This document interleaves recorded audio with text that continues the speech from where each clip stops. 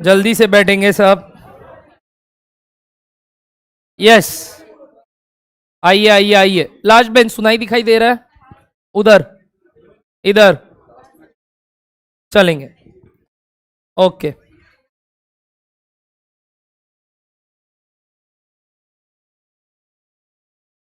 Perfect. चलो, 3 class हो चुका है अपना बेसिक्स का, जिसमें अपने बहुत बहुत बहुत बात पढ़ ली है। आइए एक बार बातचीत वापस से करते हैं सारा, और आज अपने बहुत ज़्यादा पार्ट को कंप्लीट कर देंगे। मतलब बेसिक्स का एक फुल स्टॉप एक पार्ट में लगाएंगे, और उसके बाद नए नए टॉपिक्स करेंगे अपने बेसिक्स में ही, यानी 2 क्लास और लगेगा अपने को इसके बाद। And then from next week onwards we will start with a chapter. Done everybody? Same with accounts, accounts का भी ये वीक आपका बेसिक्स चलेगा, और उसके बाद आपका नेक्स्ट वीक से चैप्टर्स होगा।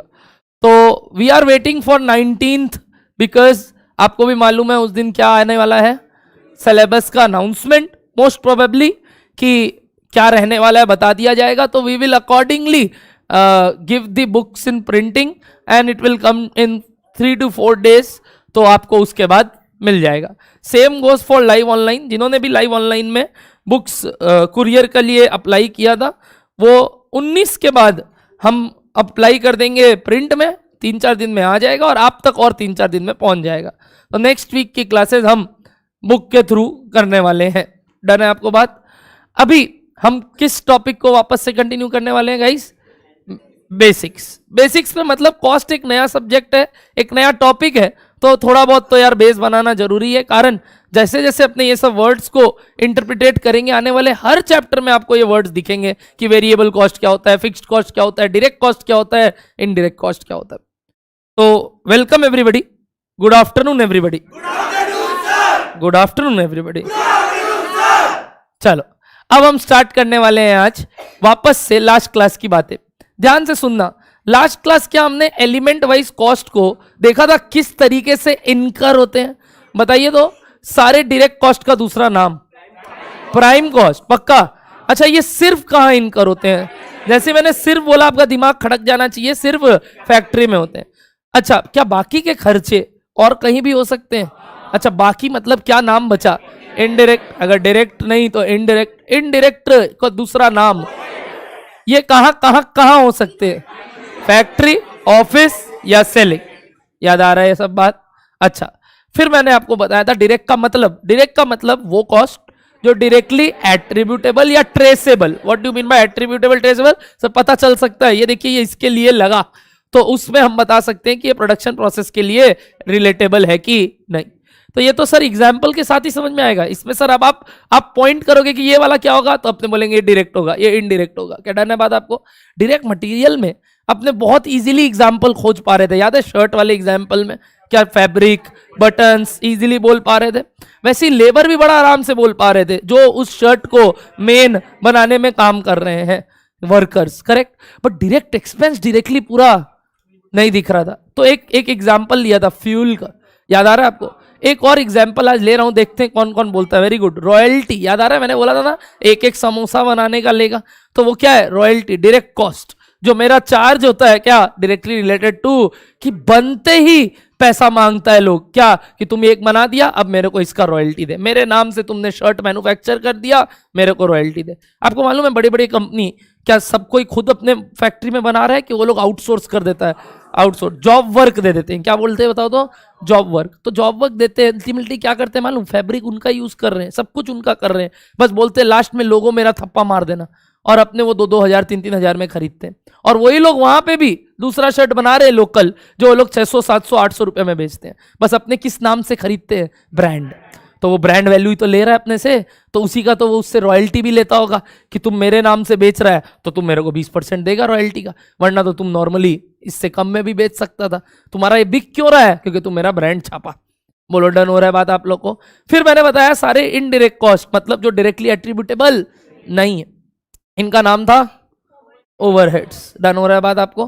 काफी एग्जांपल्स आए थे इसमें, मटेरियल में भी याद है, लुब्रिकेंट ऑयल्स, याद आ रहा है, निडल्स कॉस्ट, ये सब आया था। और क्या क्या आया था बताइए? कैलकुलेटर, पेन्स, यानी सारी स्टेशनरीज के सामान। और बताइए लास्ट में इधर लेबर में क्या आया था, सुपरवाइजर का सैलरी, वॉचमैन का सैलरी, अच्छा तुम लोग का सैलरी, मैं बार बार तुम लोग को क्या मान के चल रहा हूं, सीए मान के चल रहा हूं, तुम लोग का सैलरी, वैसे ही सेल्स मैनेजर का सैलरी, सेल्स डिस्ट्रीब्यूशन चैनल वाले का salary, door to door manager का सैलरी, सब कुछ क्या है, इनडायरेक्ट लेबर। और लास्ट क्या पढ़े थे बताइए, इनडायरेक्ट एक्सपेंसेस, जिसमें अनगिनत खर्चे थे, याद आ रहा है, इलेक्ट्रिसिटी, रेंट, डेप्रीसिएशन वगैरह वगैरह। तो इस तरीके से हमने सेग्रीगेट किया था खर्चों को। फिर मैंने आपको बताया था कि फैक्ट्री ओवरहेड, जो आपने नाम दिया, जो फैक्ट्री में इनडायरेक्ट खर्चे होते हैं, उसके 3 नाम और है। कोई हाथ ऊपर करके बोलना चाहेगा, तीनों याद है तो सोच के बोल लेना, तीनों याद है तो। सबसे पहले वो हाथ उठाया था, लास्ट बेंच बताएगा। हाँ हाँ,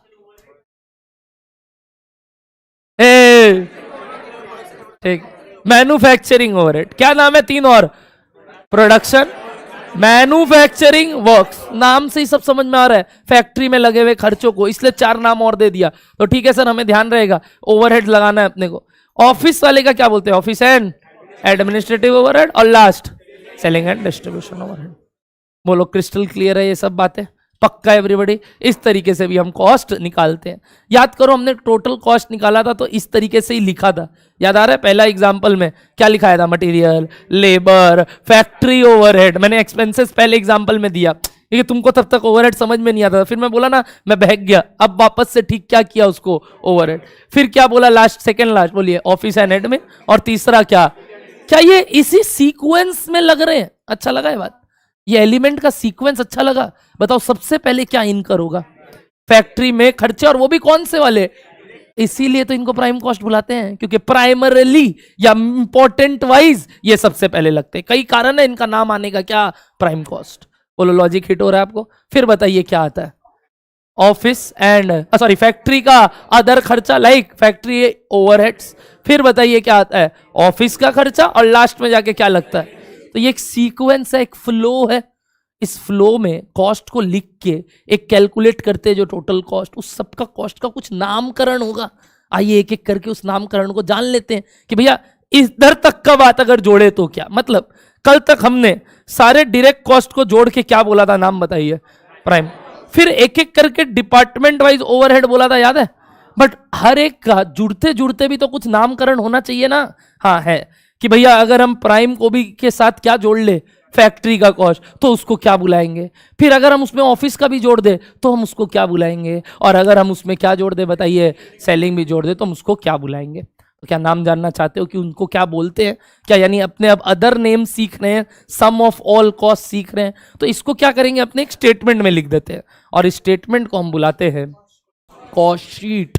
वाई वर्ड शीट, मैंने आपको पहले भी बोला, ये एक स्टेटमेंट है, ये कोई अकाउंट नहीं है, ये कोई अपने लेजर बुक नहीं कर रहे हैं जहां पे हमको क्या बनाना है बताइए, अकाउंट का नंबर लिखना है।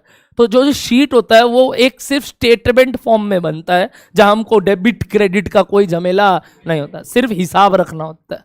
जैसे बैलेंस शीट जो बोली मैम, बैलेंस शीट में अपने 2 बाई नहीं लिखते, बट वहीं कहाँ लिखते हैं बताओ, पीएल में।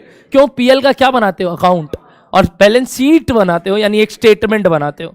सोचा करो कोई कारण, वही सर जो बोलते हैं आपको कि भैया ये एक शीट है, इसमें हमको 2 बाई नहीं चाहिए, इसमें तो बस हिसाब रखना है, क्या घर का पैसा है, कितना बाजार का पैसा है, कितना बाहर को देना है, और कितना पैसा लगाया हुआ है, इन्वेस्ट किया हुआ है। Correct everybody. तो उस तरीके को ही यहाँ पे हम खर्चों का जो कॉस्ट बनाएंगे, शीट बनाएंगे, उसको हम क्या बुला देंगे, कॉस्ट शीट। तो अभी हम कॉस्ट शीट चैप्टर नहीं स्टार्ट कर रहे हैं, बट एक सिंपल फॉर्मेट जो कि एक तरह जेनरिक दिमाग में आ गया, क्योंकि अपने एलिमेंट वाइज क्या देख लिए हैं, कॉस्ट को देख लिए हैं। सुन लेते हैं क्या होता है। क्या लिखना स्टार्ट करोगे सब कोई, जल्दी बैठिए सब कोई, आइए लिखेंगे सब कोई। नेक्स्ट हेडिंग, आज का लास्ट हेडिंग क्या था बता सकते हो, एलिमेंट वाइज कॉस्ट ना, लिखिए अब next, statement of cost as per element wise is called dash.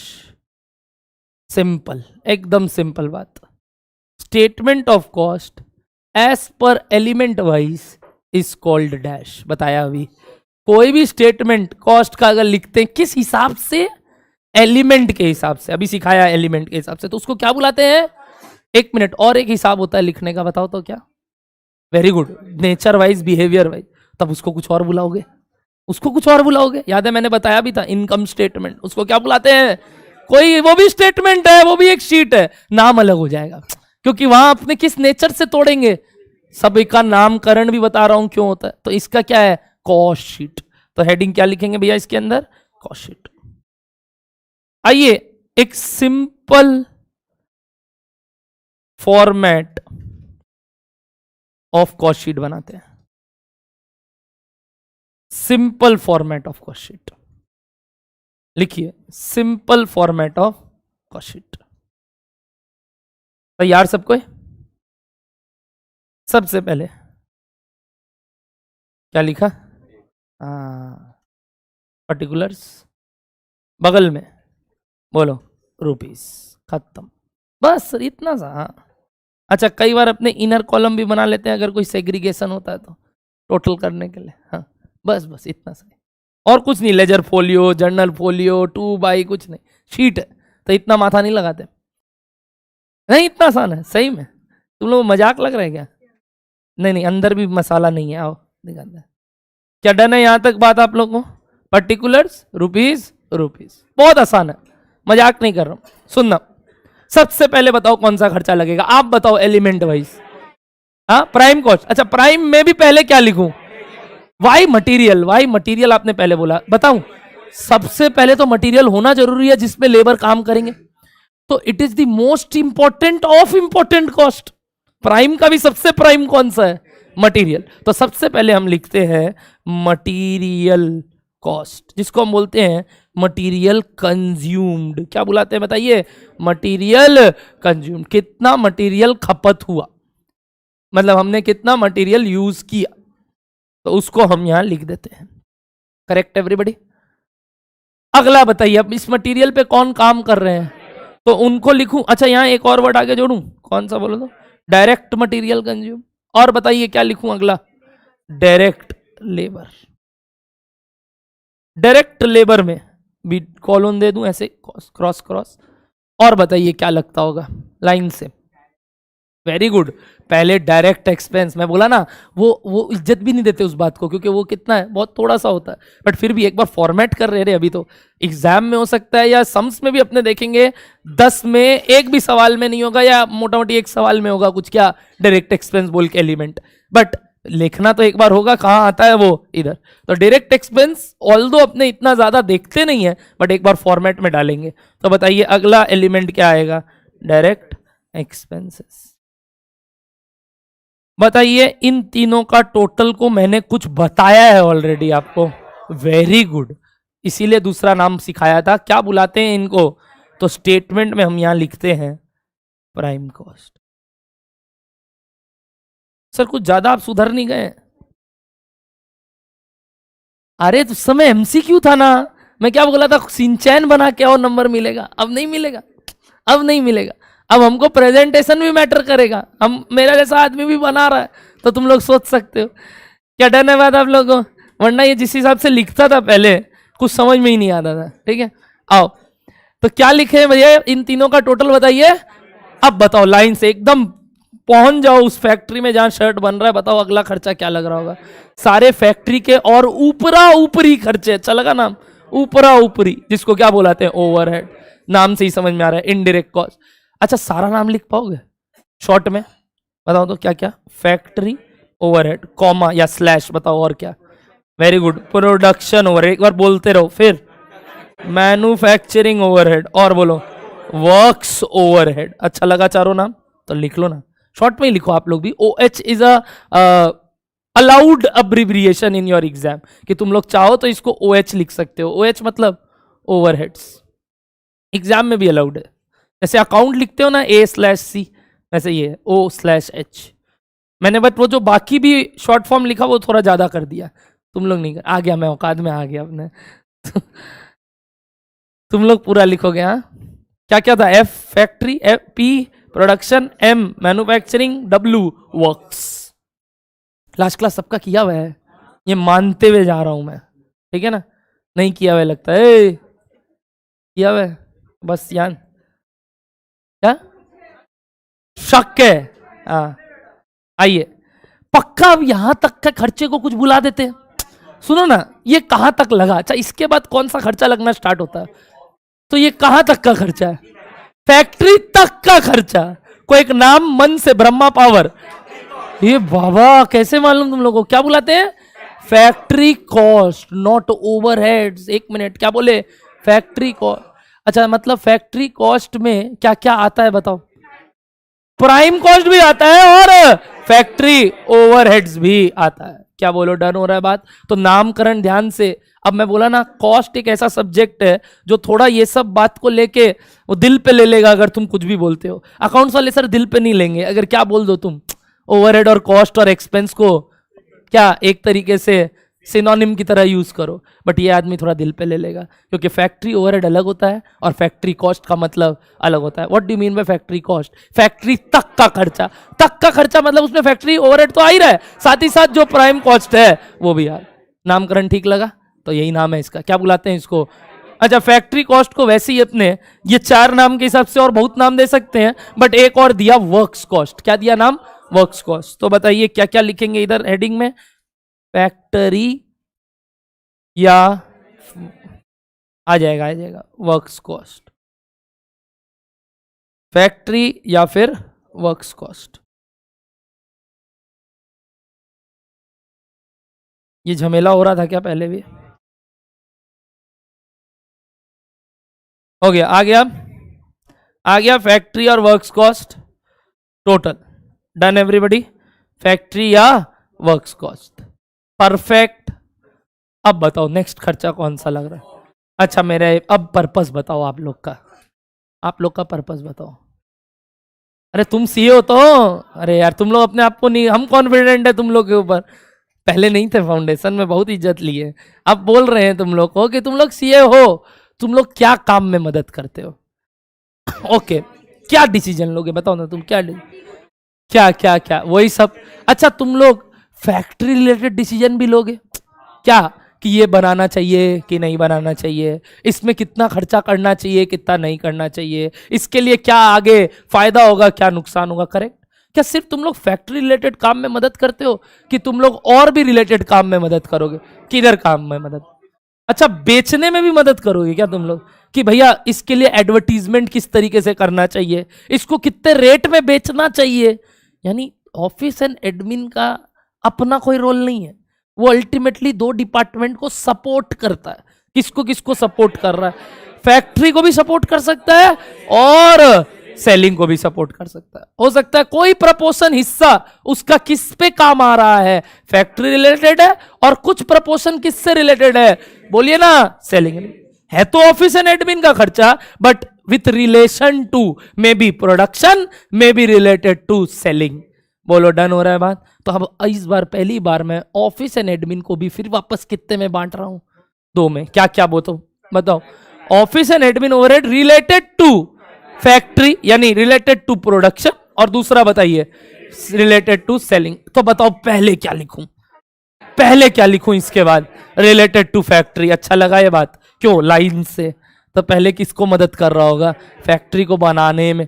तो बताइए सबसे पहले अब अगला खर्चा मैं क्या लिख रहा हूं? Office and admin overhead, but bracket में कुछ अच्छा बात लिख रहा हूं,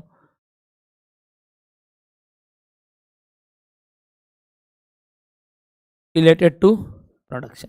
अब अभी ना आप लोग के मन में कई सवाल उठते हैं, सर एग्जाम में कुछ नहीं दिया तो क्या? हम क्या बोले? पास हुए हो फाउंडेशन?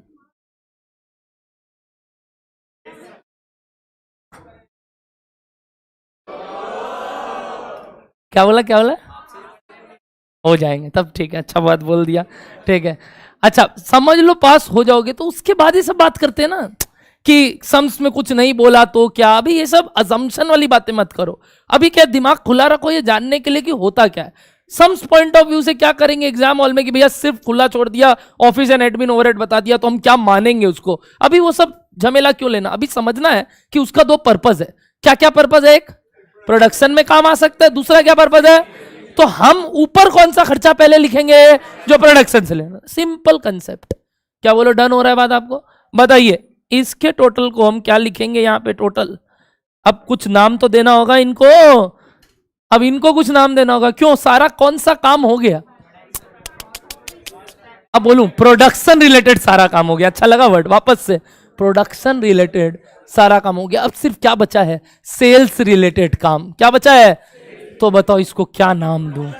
गजब, प्रोडक्शन कॉस्ट। सही बोल रहे हो, ब्रह्मा पावर। क्या बुलाते हैं इसको, प्रोडक्शन कॉस्ट, जिसको सिंपल वे में बोलते हैं कॉस्ट ऑफ प्रोडक्शन, जो बचपन में भी कई बार सुना हुआ होगा। क्या बोलते हैं, कॉस्ट ऑफ। आज समझ में आ रहा है इसको कॉस्ट ऑफ प्रोडक्शन क्यों बुलाते हैं और उसमें क्या क्या एलिमेंट आते हैं। क्या बुलाते हैं इसको बताइए, कॉस्ट ऑफ, कि बनाने पे कितना खर्चा लगा। क्या बोलो, डन है, बेचने पे नहीं, क्या बोले, बनाने पे। तो इसको बुलाते हैं कॉस्ट ऑफ प्रोडक्शन, जिसको आप शॉर्ट में बचपन में बहुत बार सीओपी सीओपी बोलते थे ना, सीओपी। फिर आप और भी एक चीज बोलते थे, मैं लिखूंगा, बट पहले बोलो ये सीओपी क्लियर है, ये आ गया सीओपी, कॉस्ट ऑफ प्रोडक्शन। ये हुआ मेरा खर्चा जो प्रोडक्शन का लगा। इसके बाद क्या होता है, इसके बाद हम देखते हैं लास्ट ईयर जो माल बन गया था बट बिका नहीं, जिसको बताओ क्या बुलाते हो आप, बन गया बिका नहीं। Very good, opening stock of finished goods. अच्छा लगा वर्ड, वापस से ओपनिंग स्टॉक ऑफ, मैं वापस से बोला, बन गया था बट बिका नहीं। स्टॉक्स कई तरीके के होते हैं, जैसे कई बच्चे के मुंह से मैंने वर्क इन प्रोग्रेस सुना, मैं उसका बात नहीं कर रहा हूं। ऐसे तो मैन्युफैक्चरिंग के केस में 3 स्टॉक होते हैं, कोई बता सकता है क्या क्या क्या? वेरी गुड, रॉ मटेरियल का स्टॉक, आज उसी के ऊपर बात करेंगे। क्या, रॉ मटेरियल का भी स्टॉक हो सकता है। दूसरा, सर कुछ अधूरा काम भी हो सकता है, जिसको बोलते हैं वर्क, अधूरा काम। एक होता है पूरा काम, कंप्लीट।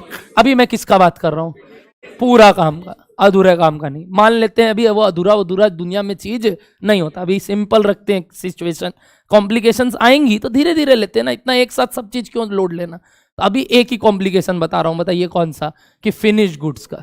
मान लो बना हुआ माल लास्ट ईयर का पड़ा है और इस साल भी कुछ बचता है, क्या वो आप जानते हैं उसको क्या बुलाते हैं, बताइए? Opening stock of finish goods, और क्या बुलाते हैं, closing stock of finish goods. Opening stock of finish goods are the cost of goods which were produced last year but not sold. मतलब या तो वो इस साल बिक रहे हैं, तो क्या वो कॉस्ट एक बार ऐड करे, क्योंकि लास्ट ईयर हटा दिए होंगे, क्या बोल के, क्लोजिंग स्टॉक बोल के। तो इस साल क्या करेंगे, जोड़ेंगे। क्या आप भी ट्रेडिंग पीएल में ओपनिंग सबसे पहले लिखते हो, 2 ओपनिंग स्टॉक? तो मैं भी वही लिख रहा हूं यहां। बताओ क्या अगला item, opening stock of FG, पहला एडजस्टमेंट, कुछ नया adjustment in element wise cost. क्या ये अपने बचपन में अकाउंट्स में भी किए रे, ओपनिंग जोड़ते और क्लोजिंग लेस करते हो, करते थे कि नहीं आप? तो मैं अभी क्या जोड़ रहा हूं बताओ, opening stock of FG. FG मतलब फिनिश गुड्स। सर बाकी का स्टॉक, मैं बोला अरबी हड़बड़ी नहीं करना, एक एक करके सीखना। ये क्या है, ये ओपनिंग स्टॉक ऑफ एफजी क्या है? वो गुड्स जो लास्ट ईयर बन गए बट बिके नहीं, तो इस साल बिक रहे होंगे, तो इस साल के कॉस्ट में आ जाएंगे। बट सर ऐसा भी तो हो सकता है इस साल कुछ बना और बिका नहीं, वो हटा दो अगले साल लेना, वो हटा दो अगले साल लेना। तो क्या करूं बताओ, less closing stock of FG. मुद्दा ये उठता है, पहला लेस आइटम आया इस पूरे फॉर्मेट में, सिंपल फॉर्मेट में, करेक्ट एवरीबॉडी? पहला लेस फॉर्मेट आया। अच्छा, मुद्दा ये उठता है सर इनका वैल्यूएशन कैसे करेंगे, करेक्ट? मुद्दा ये उठता है इनका, क्या आप इन्वेंट्री बोल के अविनाश सर से कुछ सुने हो? उसमें सर ने कुछ बोला होगा एनआरवी या cost which ever is lower. भाड़ में गया वो आदमी, भाड़ में गया वो आदमी, क्योंकि वो कंपनी अकाउंट्स के बारे में बात कर रहा है, कंपनी एक्ट के हिसाब से बात कर रहा है, वो एएस के हिसाब से बात कर रहा है, क्योंकि उसका नाम एएस है। हम अभी बात करेंगे इंटरनल रिकॉर्ड के हिसाब से, कॉस्ट के हिसाब से। बनिया लोग क्या सोच रहा है, अल्टीमेटली क्या कॉस्टिंग पड़ा, बुक में क्या दिखाना है, वो तो एक तरीके से मैनिपुलेट करते हैं अपने सामने वाले को दिखाने के लिए झूठ मूठ, जो कि मेथड एएस बोलता है ऐसे दिखाओ। बट हम रियल लाइफ बेसिस पे कैसे सोचते हैं कि ये मेरा माल कितना का पड़ा, जिससे हम सेलिंग प्राइस डिसाइड करें, वो अलग दुनिया है। तो वो दुनिया मैं दिखाऊंगा, चिंता मत करो। वो अंदर का दुनिया है, बाहरी दुनिया वो आपको दिखावटी दिखा रहा है, हम आपको अंदर का दुनिया बाद में दिखा रहे हैं। तो अभी आप ये समझ लेना, इनका क्या सीखना बच गया बताइए, वैल्यूएशन। बट ठीक है, जो भी आएगा वैल्यू वो एडलेस हो जाएगा। तो आप इसको क्या बुलाओगे बताओ, ये क्या है, ये खर्चा है, बट किसका इस बार, प्रोडक्शन का कि जो माल बिका उसका? वापस से खर्चा है बट किसका, जो माल बना कि जो माल बिका? कैसे समझ में आया जो माल बिका? एक मिनट कॉस्ट ऑफ प्रोडक्शन में कौन से यूनिट्स आए बताओ? कॉस्ट ऑफ प्रोडक्शन में कौन सा यूनिट्स है? वो यूनिट जो इस साल कंप्लीट हुए, करेक्ट? जो इस साल, करेक्ट? ओपनिंग स्टॉक में कौन से यूनिट्स है? जो लास्ट ईयर बने बट इस साल हो सकता है बिक रहे हैं। और ये क्लोजिंग स्टॉक में क्या है? जो इस साल बने बट बिके नहीं। तो मतलब क्या आएगा इससे? जो बिक गए। जो लास्ट ईयर का नहीं बिका इस साल बिका, जो इस साल बना बट बिका नहीं वो लेस कर दिया, मतलब नेट जाके क्या आता है? जो माल बिक गए। आप बचपन में इसको एक इक्वेशन के फॉर्म में लिखते थे, opening plus COP minus closing is equals to sold. बोलते थे कि नहीं इक्वेशन से?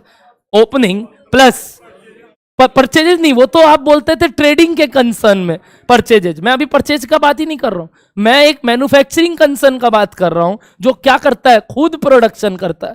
तो उसके केस में परचेजेज नहीं आता। सुन लेना, बच्चा परचेजेज बोलना चाह रहा था, मैंने उसको क्यों टोका? ट्रेडिंग कंसर्न वो सब काम करते हैं। ट्रेडिंग मतलब कौन? जो सिर्फ खरीद के बेचते हैं, उनको बाकी चीज का झमेले से मतलब नहीं है। बट ये कौन है? मैन्युफैक्चरिंग। ये लोग परचेजेज नहीं बोलता, ये लोग क्या बोलता है? Cost of production.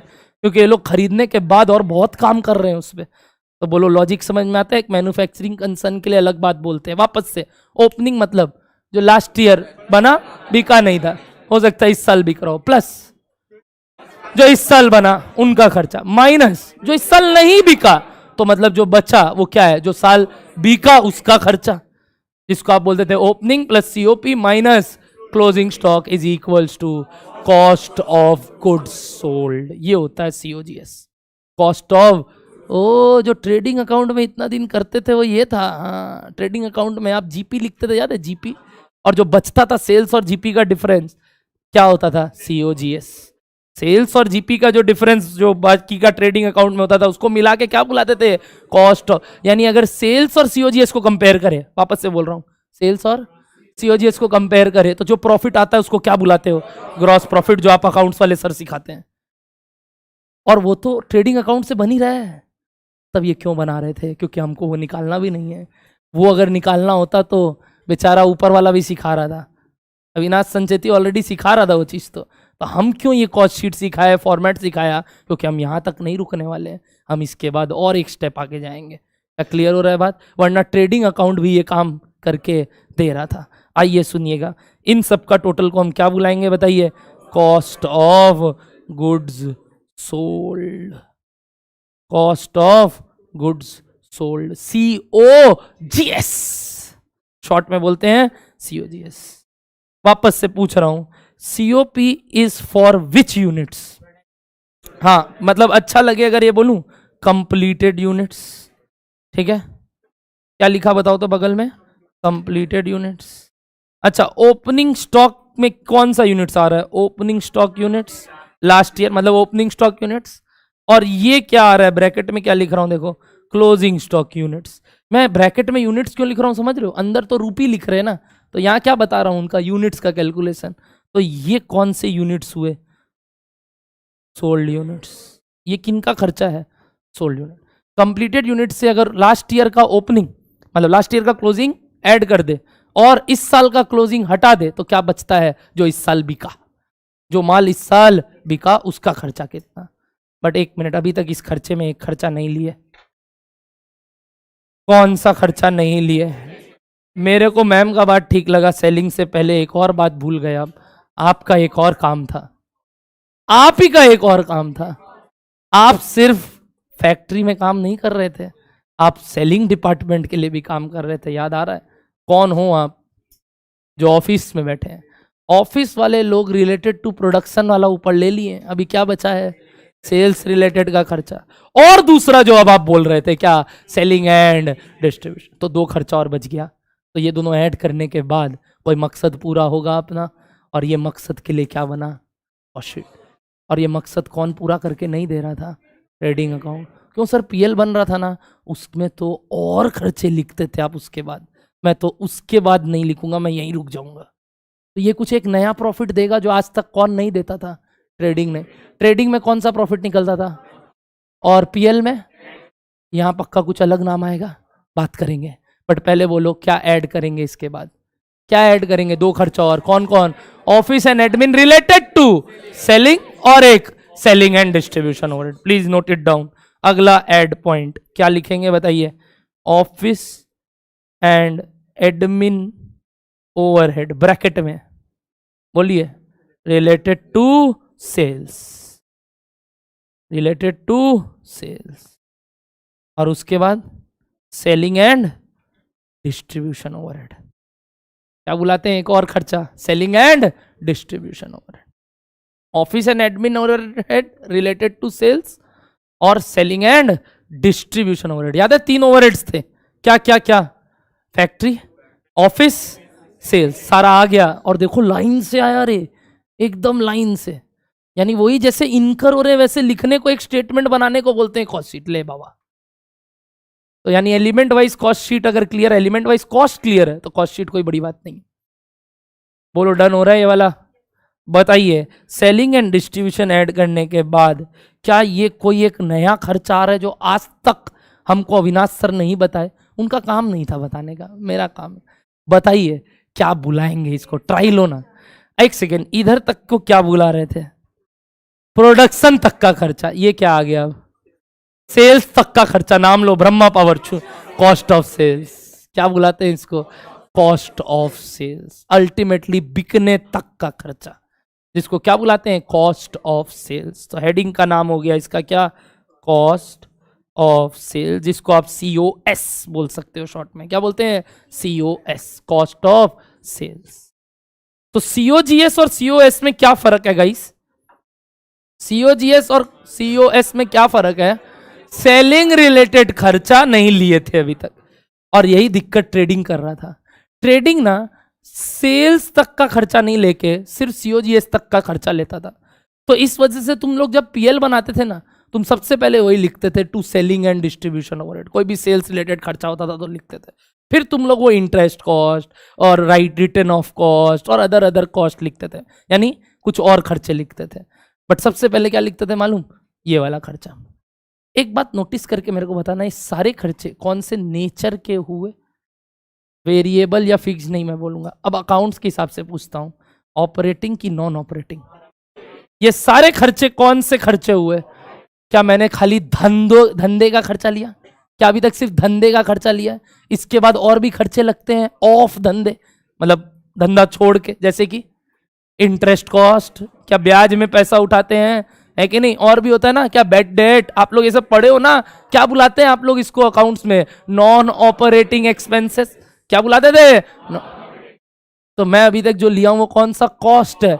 Operating cost है।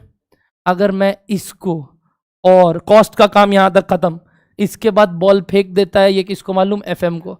FM उठाता है यहां से काम, और कौन सा खर्चा चालू करेगा वो? धंधा को छोड़ के अदर फाइनेंशियल कॉस्ट। वो भी मैं पकड़ लूंगा वहां, चिंता मत करो। बॉल खड़ा है, कैच करने हम ही भागेगा वापस। बट अभी बता रहा हूं, यहां तक का खर्चा को हम क्या बुलाते हैं? Cost of sale. और अगर अब इसको किससे कंपेयर करें बताइए? सेल्स से। तो पक्का कोई प्रॉफिट आएगा या लॉस आएगा, जो भी आए उसको कुछ नाम तो देंगे, जरूर देंगे। बताओ ये कौन सा प्रॉफिट आएगा? GP की NP? GP की NP? GP की NP?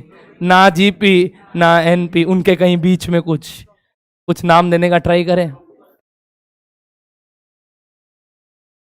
भाई वेरी गुड, सुनाई दिया मेरे को। Operating profit. क्या बुलाते हैं इसको? सुने हो, ये अकाउंट्स में भी कई बार सुने हो वर्ड। क्या बोलते हैं इसको? मतलब धंधे का प्रॉफिट। इसको क्या बुलाते हैं? धंधे का प्रॉफिट।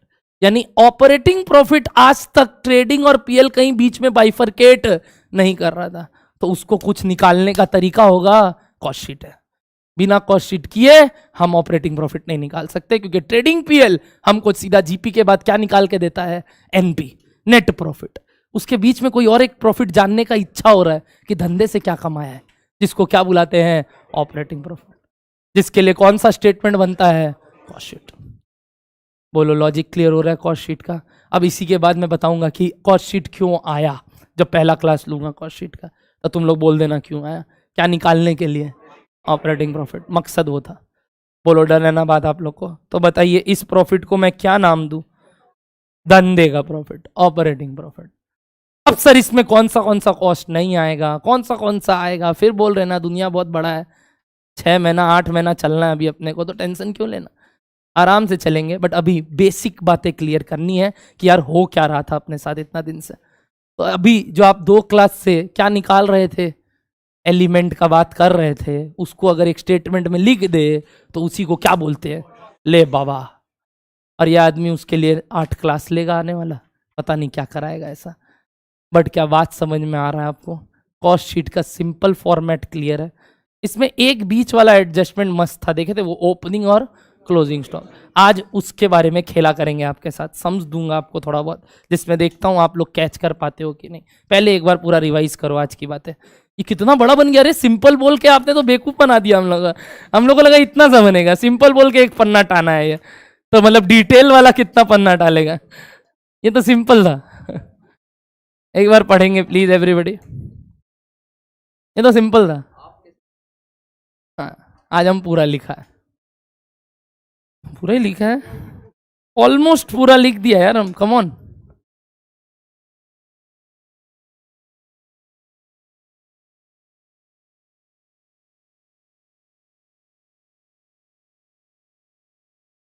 एक बार रीड कर लो प्लीज कि हाँ चलो ऐसे ऐसे ऐसे ऐसे, यहाँ पे किसको क्या बुलाते हैं याद रखना, टोटल ऑफ एवरीथिंग। मेन वो नया चीज आज वो सीखे कि हाँ इधर तक का टोटल को क्या बोलते हैं, इधर तक का टोटल को क्या बोलते हैं, इधर तक का टोटल को क्या बोलते हैं। और नामकरण का कारण है क्योंकि तुम दिए हो नाम, हम नहीं दिए, तुम जो नाम बोले हम वो लिख दिए, और सच में वही नाम है। मेरे प्यारे ऑनलाइन लाइव बच्चे समझ पा रहे थे? Yes, Aryan Sneha, very good.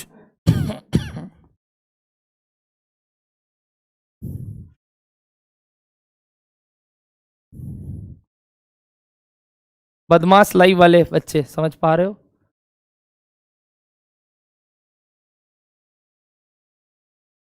थोड़ा उन लोग को भाव तो दे जो इधर है।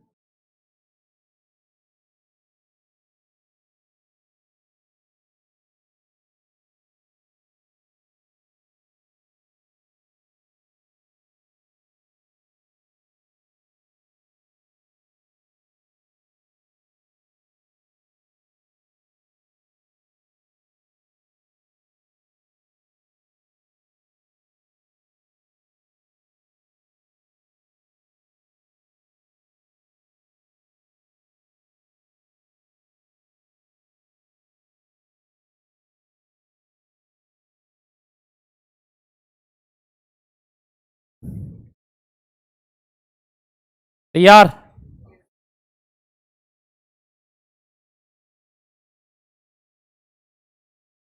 रेडी? रेडी? आओ, नेक्स्ट हेडिंग लिखो, valuation of finished good stocks.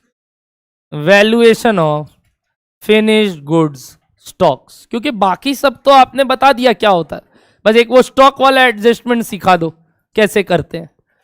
तो क्या लिखा बताइए, valuation of finished goods stocks. लिखना, लिखना, इंपॉर्टेंट एग्जाम्पल, इंपॉर्टेंट एग्जाम्पल लिखो। Prime cost is equals to ₹20 lakhs। Prime cost is equal, चश्मा पहन लेना, आंख जल रहा है तो और जलेगा, इससे देख रहा है मालूम है। Prime cost is equals to 20 lakhs। लिखना, factory overhead is equals to 20% of prime cost. Factory overhead is equals to 20% of prime cost.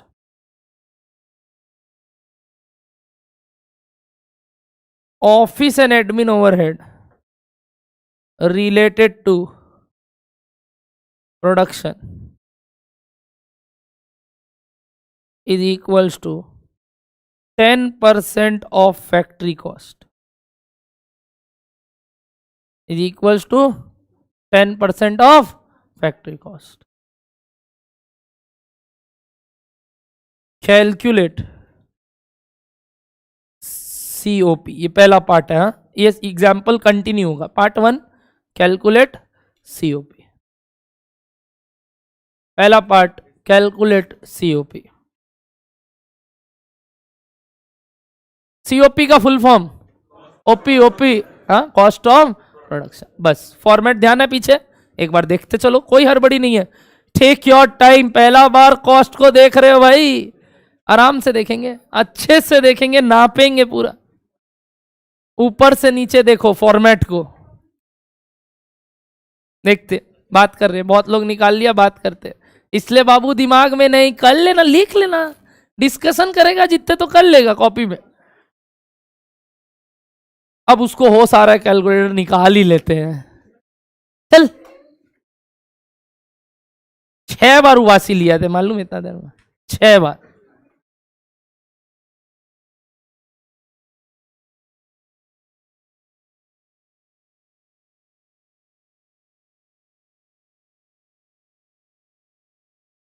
Calculate C OP, OP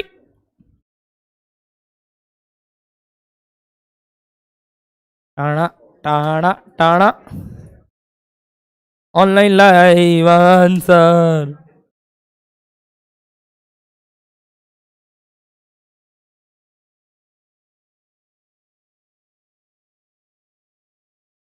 okay ready, ready, क्योंकि ऑनलाइन लाइव भी ready. कितना आया बोलिए? 26,40,000, साथ में 40,000 भी। किनका आया? 26-40। अरे बाप रे, ये तो गलत बात है। छी छी छी, नहीं गलत बात है, गलत है नहीं। आइए, प्राइम कॉस्ट 20 लाख, करेक्ट। अगला आइटम क्या जोड़ते हैं? जो कि सम्स बोला is 20% of prime cost which is 4 lakh, and total is factory cost. अच्छा, 10% ऑफ व्हाट? फैक्ट्री ओवरहेड की फैक्ट्री कॉस्ट। तो पहले ये निकालना जरूरी था, समझ रहे हो? ओवरहेड और कॉस्ट में बोला ना, ये आदमी बहुत चुभाएगा ये बात को लेके। तो आपको अब कॉस्ट, ओवरहेड, एक्सपेंस सब कुछ अलग है, दुनिया अलग है। क्या डन है बात आपको?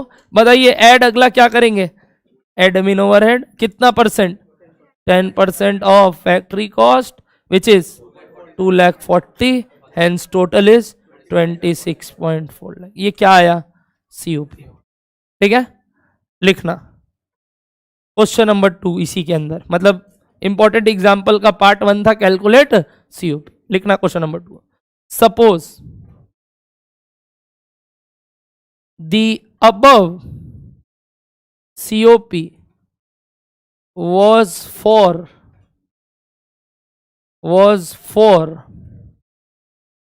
30,000 units, was for 30,000 यूनिट्स। एक सेकेंड, हम देख रहे हैं एग्जैक्ट आ रहा है ना, ठीक, पकड़ो। Was for 30,000 units, full stop. लिखना, there was no opening stock, there was no opening stock last, there was no opening stock, बस full stop. sold units is equals to 27,000, full stop. Selling and distribution overhead is equals to rupees, is equals to rupees 10 per unit. Calculate COS। मैं अगला 3 minute दिया आपको, 3 minute आपके पास है।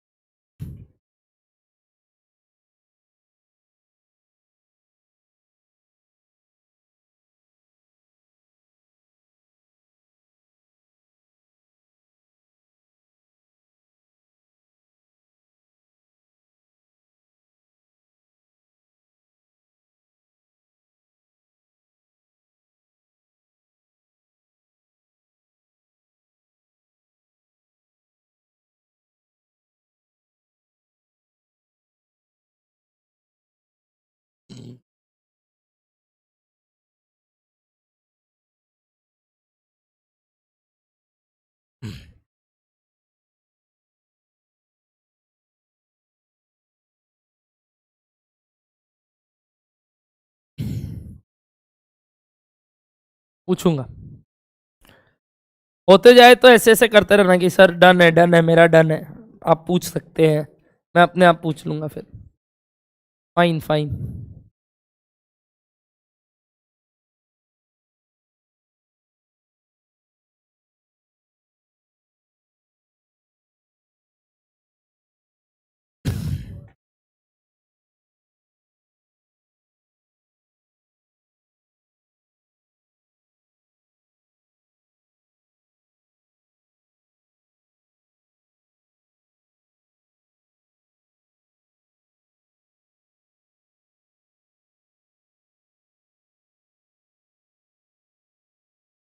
Okay,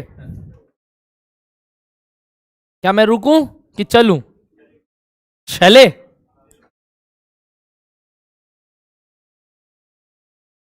ठीक है, एक बार मैं एक आंसर बोल रहा हूं जो ऑनलाइन लाइव में आ रहा है, देखना क्या ये आया क्या सबका। Most probably 26,46,000। कितने लोग का आया ये? 26,46,46। Okay, yet 60% of the crowd is with this answer. Anybody, any other answer या waiting for the solution? Any other answer तो हाथ ऊपर। एनी अदर आंसर तो हाथ ऊपर। ओके, आलोक कुछ और आंसर देना चाहते हैं, सुनेंगे। प्लीज एवरीबडी ट्राई करते रहो। और गलत अलग आया, गलत नहीं बोलूंगा, अलग आया तो इनपुट दो। आज मैं आपको जज नहीं कर रहा हूं गलत से, मैं तो उल्टा खुश हो रहा हूं कि आप सोच क्या रहे हो। बताओ आलोक। 2676 है आलोक का। कोई आलोक के साथ है? इसलिए मैं बोला ना, घबराओ मत, अपना आंसर में बता दो क्या आया। दो जन है। नील बोलो। ठीक, और कोई any other answer? Anybody? No? बाकी लोग ट्राई कर रहे हैं क्या? अंत तक पहुंच जाओ, मैं आपको टाइम दे रहा हूं, बट कुछ तो निकाल लो। 52 लाख, 52 लाख। तुम देख, 27,000 और 10 रुपया करके 27 लैक्स नहीं हो। हाँ तो वो तो करेंगे ही, तो 26 लैक्स ही है। और उसके बाद तो 2,70,000 है, 27 लाख थोड़ी है। तुम क्या लिखा है सेलिंग का खर्चा? 27 थोड़ी है, 2,70,000 है। रेडी? तो एक बार वापस से पूछते, 26,46,000 कितना लोग? ओके, मैक्सिमम बच्चे उसी में है। आइए देखते हैं क्या सही निकाले कि नहीं। सब बताइए, स्टार्ट कहां से करेंगे? Cost of production. मेरे को बताओ कितना यूनिट्स का है ये? ओ, अब पता चल गया ऊपर वाले फॉर्मेट में कि वो 30,000 यूनिट्स के लिए था। 26,40,000। क्या ऐड करते हैं इसमें बताओ? ओपनिंग स्टॉक ऑफ एफजी कितना यूनिट्स है? 0 यूनिट्स, तो 0 वैल्यूएशन। वैसे भी ओपनिंग स्टॉक का तो वैल्यूएशन आप बताओगे, क्योंकि वो तो लास्ट ईयर का बात है। अच्छा, आपने बताया क्यों नहीं? क्योंकि था ही नहीं। Okay okay okay okay okay. तो less closing stock of FG, less what? Closing stock of FG. क्या है ये? है क्लोजिंग स्टॉक है? कैसे पता चला? यूनिट से ये कैसे पता चला? सर 30 घर पे पड़ा था, बना था, पड़ा कुछ नहीं था, बट बिका 25 ही है, तो 27 ही है, तो कितना? 3,000 का स्टॉक बचा है।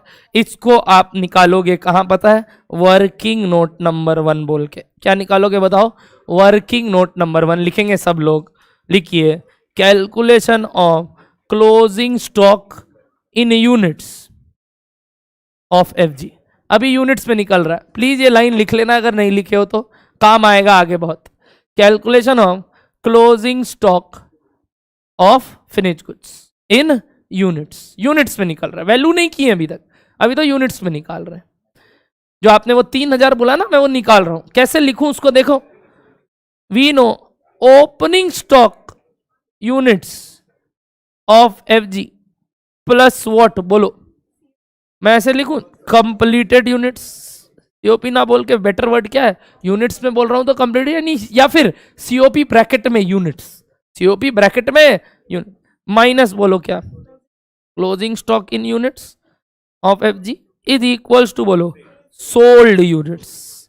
बेटर वर्ड इज व्हाट, यही मैं बोला। आज सीख लो क्या लिखते हैं इन सबको, क्या लिखते हैं। अभी यूनिट्स का कैलकुलेशन चल रहा है, मैं वैल्यू नहीं निकाल रहा हूं। वैसे वैल्यू में भी यही फॉर्मूला होता है, बट वहां क्या लिखोगे, ओपनिंग स्टॉक इन रूपी, और कंप्लीटेड यूनिट इन रूपी क्या हो जाएगा, सीओपी, फिर क्लोजिंग स्टॉक इन रूपी, और ये सोल्ड यूनिट्स की जगह क्या हो जाएगा, सीओजीएस। यही पढ़े थे आपने, मैंने अभी यूनिट्स का कैलकुलेशन करना सीखा है।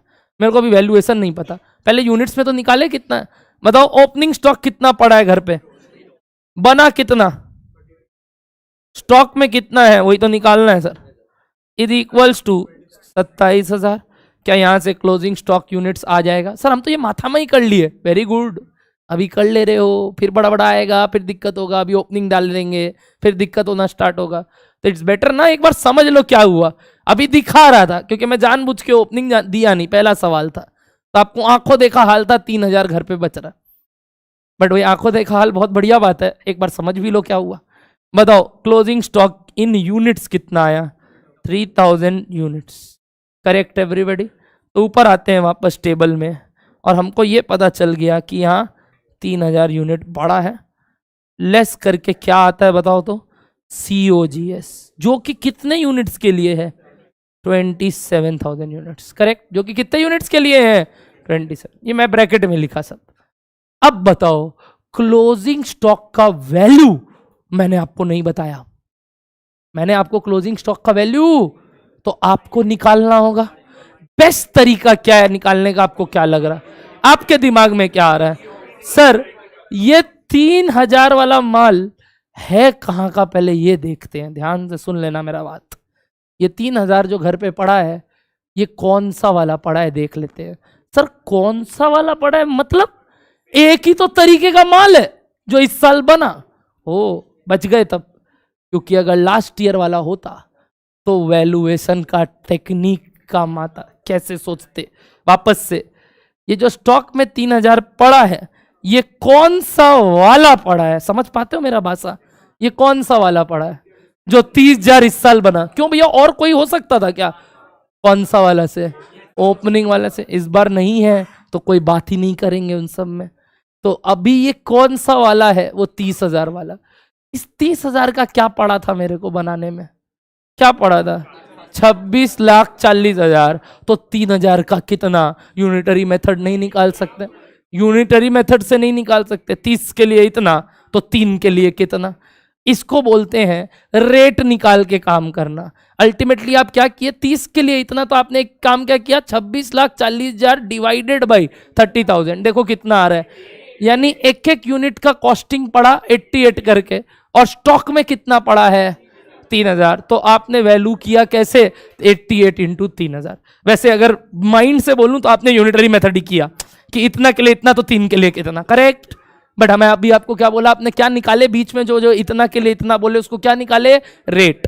तो लिखेंगे नीचे, अब आप एक और बार वापस नीचे जाके लिखिए, since there is no dash, बताइए क्या नहीं है सवाल में, very good, opening stock. Since there is no opening stock, therefore closing stock is valued on dash, बोलिए valued on which basis, very good, COP rate. क्या बुलाते हैं उसको, वर्ड बोलिए, COP का रेट, COP रेट। किस बेसिस पे value किया आपने, मतलब जो आपने किया मैं उसको नाम दे रहा हूं सबको, आपने जो निकाला एकदम सही निकाला, बट नाम जान लो क्या कर रहे थे आप जो इतना देर से कर रहे थे उसको क्या बुलाते हैं, COP रेट। क्यों किया ये काम सर, क्योंकि इस सम्स में क्या नहीं था, ओपनिंग स्टॉक नहीं था। क्या हो जाएगा अगर ओपनिंग स्टॉक आएगा, बात करेंगे ना एक एक करके। पहले बोलो ये क्लियर है। तो अगर सवाल में ओपनिंग स्टॉक नहीं है तो झमेला ही नहीं है कुछ, सिंपली किस बेसिस पे वैल्यू करना है, COP का rate. Now how to calculate this COP rate guys, आपने जो किया बताओ, here COP rate is equals to, बोलो COP rate is equals to, बोलो COP in rupees divided by completed units. Total units मत बोलो, वही बोल रहे हैं यूनिट्स आज बहुत टाइप के हो गए हैं, कंप्लीटेड, सोल्ड, तो किससे डिवाइड करोगे? कंप्लीटेड यूनिट्स, क्योंकि ये कितने के लिए था? 30 के लिए। बताइए कितना आया? सीओपी कितना था? 26,40,000 डिवाइडेड बाई 30,000 यूनिट्स, कितना आया? रुपीज 88 पर यूनिट, रुपीज 88 पर। क्या नहीं, हेयर मतलब इस सम्स के लिए मैं लिखा, मतलब तुम हेयर ऐसे मत लिख के हेयर कर ले, ठीक है? ओ ठीक है, बोलो डन। आइए बताइए 88 का वैल्यूएशन क्लियर है सबको? अब बताओ देयरफॉर क्लोजिंग स्टॉक का रुपीज में कैसे आंसर करोगे? जितना यूनिट है इनटू जो रेट पे करना है वैल्यू, तो फॉर्मूला लिखूं closing stock in units into COP rate इधर, क्योंकि सीओपी रेट पे वैल्यू करना है। कारण क्या नहीं है? ओपनिंग स्टॉक नहीं है। बताइए कितना आया? कितना आया? 30,000 इंटू 88 करके रुपीज 2,64,000, 2,64,000। पूरा फ्लो समझ में आया? सर हम तो ये ऐसे कर दिए थे, आप इतना माथा क्यों लगाए? समझा रहा हूं, बार बार बोल रहा हूं, आगे काम आएगा। आप तो ऐसे ही कर दियोगे, इसके लिए इतना तो 3 के लिए कितना, मैं कहाँ मना किया? मैं तो आपको करने दिया, मैं तो ये नहीं टोका आप गलत किए। बट आज सीख तो लो, एक एक आइटम को बोलते क्या है जो तुम लोग निकाले, तुम लोग किए वही, पता नहीं था क्या निकाल रहे थे बीच बीच में। बोलो डन हो रहा है क्या बात? आइए ऊपर बताइए, हेंस क्या लिखेंगे जाके? लेस हो रहा है ना ये 2 लाख, तो बताइए कितना आया? COGS 23 लाख, 23,76,000। क्या इसके बाद कोई और खर्चा लग रहा है? कौन सा? Selling and distribution overhead. कितना रुपया करके दे दिया इस बार, मैंने डायरेक्ट नहीं बताया, गेम खेला। कितना रुपया करके? ओके, अब बताओ ये जो 10 रुपया पर यूनिट करके लगा, ये कितने पे लगेगा? 30 पे कि 27 पे? 30 पे कि 27 पे? पक्का 27 पे। क्यों? अरे ये तो उसी पे लगेगा जो बिका है, सेलिंग का खर्चा किस यूनिट्स पे लगेगा? इसीलिए तो क्रोनोलॉजिकली लिख ही रहे थे, और इस वजह से ही तो ये बात पहले लिखवाया कि COGS is for sold units. इसके बाद का सारा खर्चा अब किस पे लगेगा? सोल्ड यूनिट्स पे। तो सेलिंग का खर्चा लगता किस पे है? सिर्फ जो माल बिका उस पे, जो माल घर पे पड़ा उस पे तो लगा ही नहीं। बोलो डन है क्या बात आपको? तो बताइए यहाँ इंटू क्या करेंगे? 30 नहीं, कितना आ गया बताइए? 2 lakh. Hence total is COS 26 lakh. बोलो क्या क्लियर हुआ ये वाला सवाल? यहां पे मैंने अभी तक आपको क्या नहीं दिया था सवाल में? बताइए ओपनिंग स्टॉक। क्या गेम खेलूंगा अगला में? दूंगा, बट पहले बोलो यहां तक क्लियर है? एग्जाम्पल नंबर कौन सा था ये? एक इंपॉर्टेंट। नेक्स्ट करे, आओ आओ देखो, इंपॉर्टेंट एग्जाम्पल 2, सेकंड एग्जाम्पल करते हैं। नहीं मतलब अब वो एक सेट था, उसके अंदर 2 क्वेश्चन पूछा था ना क्या? एक सीओपी पूछा और एक क्या पूछा? COS। अब एक और एग्जाम्पल कर रहे हैं, फिर वही पूछूंगा। क्या क्या क्या क्या? COP और COS, बट गेम खेलूंगा थोड़ा तुम लोग के साथ। आइए गेम खेलते हैं। लिखिए direct material is equals to rupees 10 lakhs, direct labor is equals to rupees 6 lakhs, factory overhead is equals to 100% of wages, factory overhead is equals to 100% of wages, admin overhead related to production is equals to 10% of factory cost.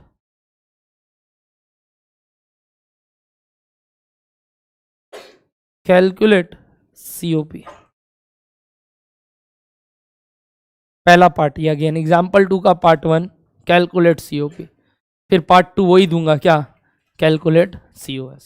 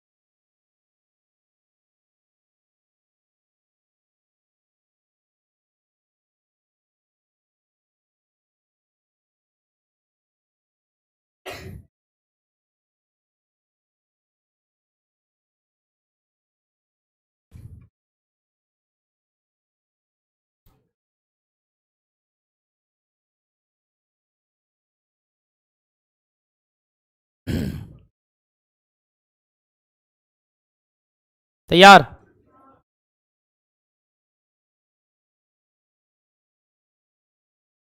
पूछू answer? बोलिए। 24,20,000 आया क्या? किनका किनका आया? 2420। बढ़िया। 24,20,000। आइए लिखते हैं। क्या क्या ऐड करेंगे पहले? Direct material 10 lakh, direct labour यानी वही वेजेस, इनका टोटल को क्या बुलाते हैं? सर मांगे नहीं थे तो नहीं लिखा हम लोग, कोई दिक्कत नहीं है, मैं ऐसे ही कर रहा हूँ, शो ऑफ। ठीक है, आगे बताइए क्या लिखते हैं? Factory overhead. क्या बोला? 100% ऑफ वेजेस यानी 6 लाख। अरे 6 लाख का 100% 6 लाख, 100% मारोगे तो मतलब क्या आएगा? सेम 6 लाख। तो टोटल बताइए। 22 लाख। ये क्या होता है? Factory cost. अब बोला एडमिन ओवरहेड कितना? 10% ऑफ 22 लैक्स, यानी तो टोटल ये क्या आया? सीओपी। ये क्या आया मेरा? सीओपी। बोलिए एवरीबॉडी, यहां तक क्लियर है? पक्का आगे बढ़ सकते हैं? पक्का लिखना। आप कंटिन्यू कर रहे हैं एग्जाम्पल 2 को ही, पार्ट 2 लिखिए। दी above COP was for 12,100 units. Was for 12,100 units. Full stop. Opening stock bracket में 1600 यूनिट, ब्रैकेट में 1600 unit is equals to 48,000 is equals to rupees 48,000। Full stop. Sold units is equals to 12,000. Sold units is equals to 12,000 के अंदर calculate closing stock in units and closing stock in value under all relevant valuation techniques and hence calculate COGS under each case.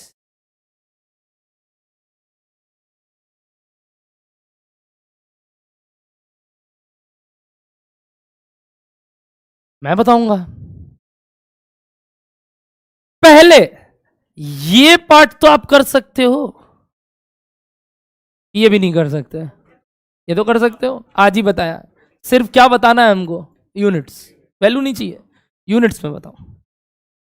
निकालो फटाफट, निकाल लो ना please, please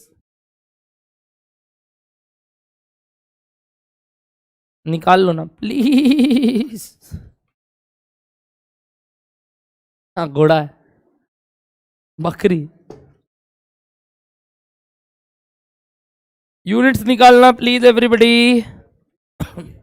निकाल लिए सच्ची? एक बार कैलकुलेटर देना।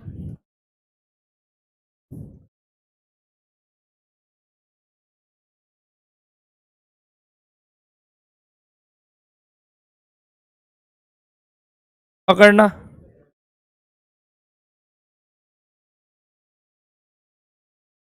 हो गया? तैयार है सब कोई?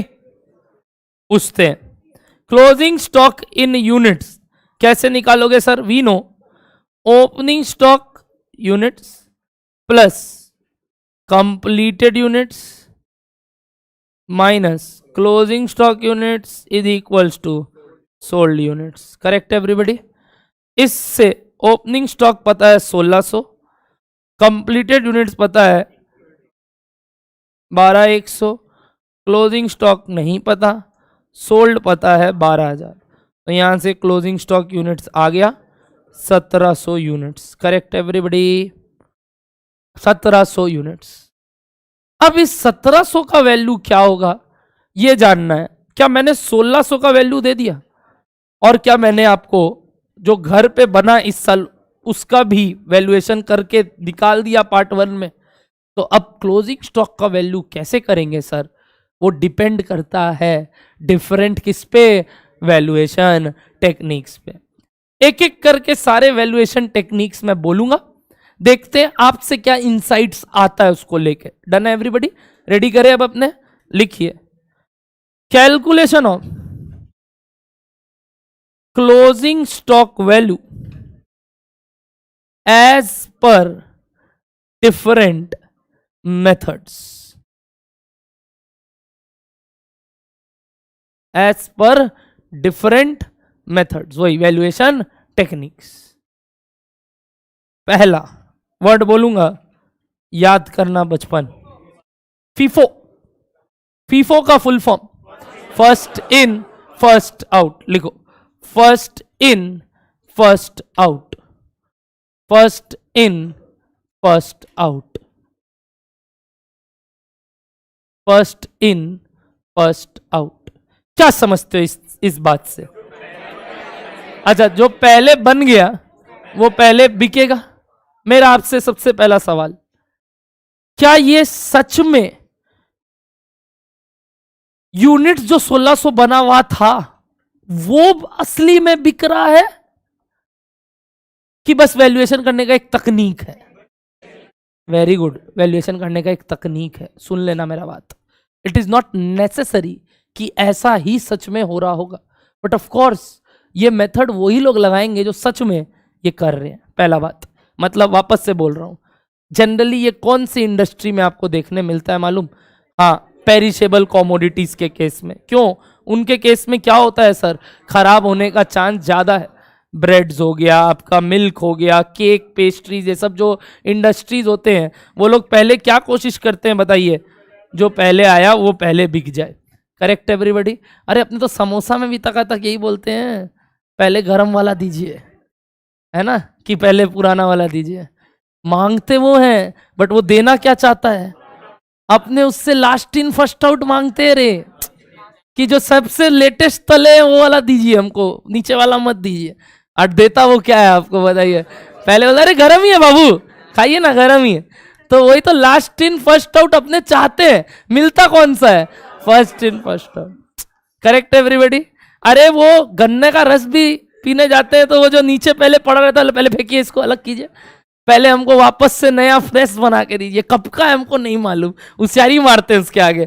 सामने दिख रहा है मेरे पहले वाले के लिए बनाया, फिर भी उसको बोल रहे हैं ये वाला हटाइए, हमको नया बना के दीजिए, अपना फ्रेश फ्रेश पीना है हमको। वाह वाह, जैसे कि वो 200 घंटे पहले बनाया था वो वाला।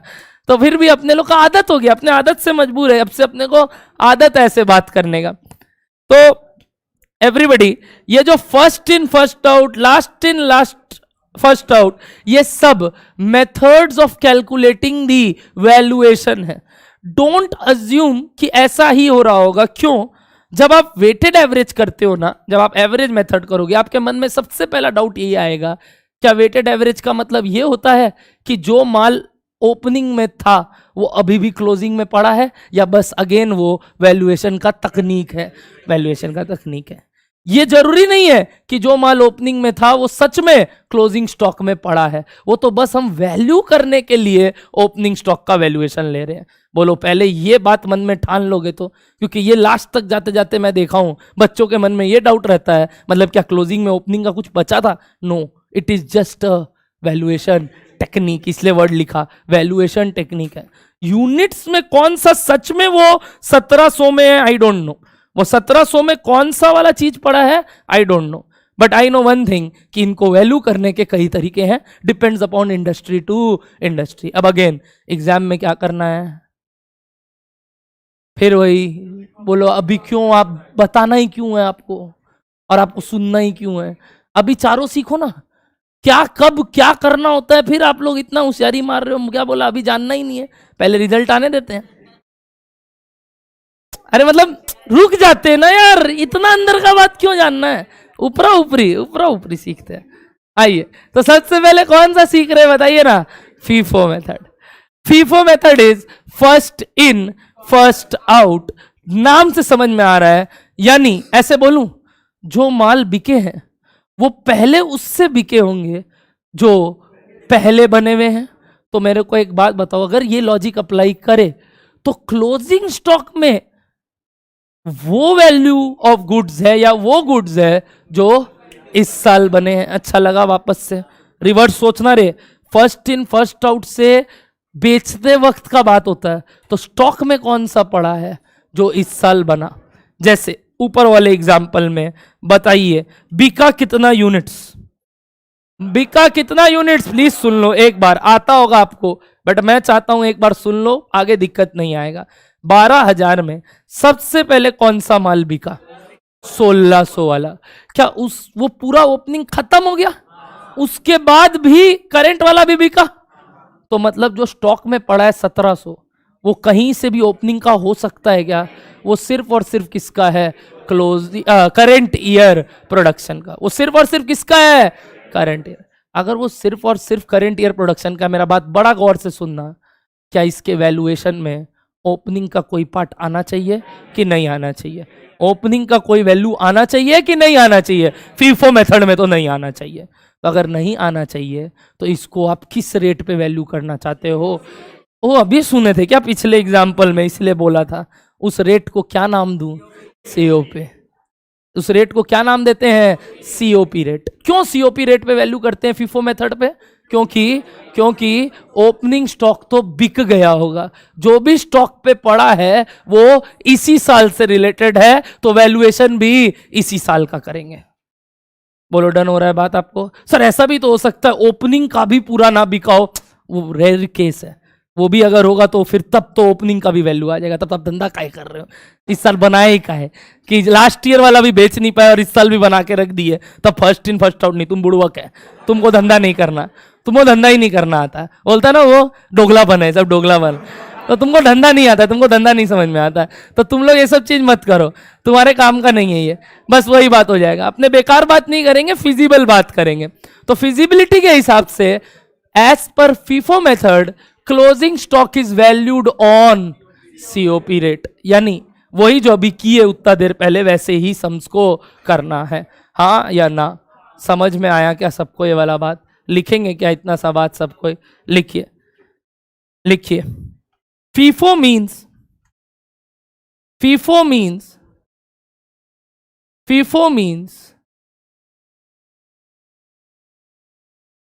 out of the sold units,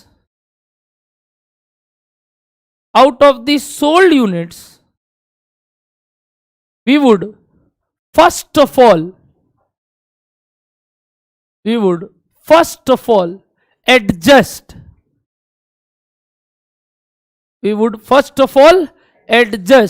opening stock units. We will first of all adjust opening stock units and then current year production, and then current year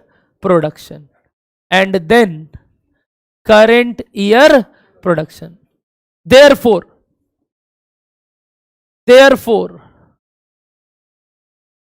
under closing stock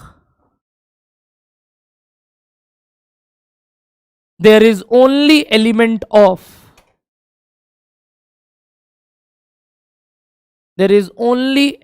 of current year production.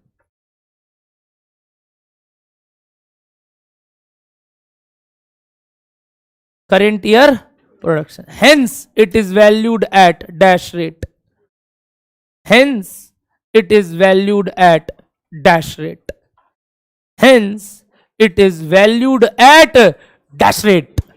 COP rate जो पिछली बार किए थे जब opening नहीं था तब भी वही काम कर रहे हैं जब ओपनिंग है, बट मेथड कौन सा है? फीफो। बोलो जा रहा है माथे में ये वाला बात? अज्यूम क्या करेंगे कि ये कहां से है बताइए? करंट ईयर से। क्या ये खेला समझ में आया? फीफो तो वैल्यूएशन कर दो तो कितना आया बताओ तो। Therefore closing stock in rupees is equals to, बताओ क्लोजिंग स्टॉक इन रुपीज बताओ। उसके लिए पहले सीओपी रेट निकालोगे, तो सीओपी रेट निकालो। सीओपी रेट 200 आया सीओपी रेट, तो 200 इंटू कितना यूनिट्स 1700, तो देखो कितना आ रहा है। सीओपी रेट इज, जो भी आया था 200 रुपया बोल रहे हैं सब, और क्लोजिंग स्टॉक यूनिट्स था 1700, तो क्लोजिंग स्टॉक इन रुपीस कितना हो गया बताइए? 3,40,000। 3,40,000।